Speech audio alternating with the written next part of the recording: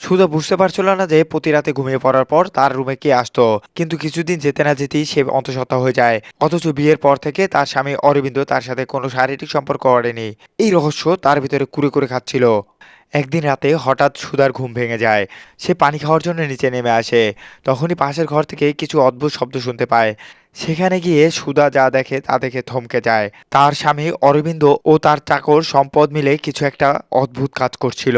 অরবিন্দ সুধাকে দেখে সরাসরি বলে দেয় মেয়েদের প্রতি তার কোনো আকর্ষণ নেই, এমনকি আজ পর্যন্ত সে তাকে স্পর্শও করেনি।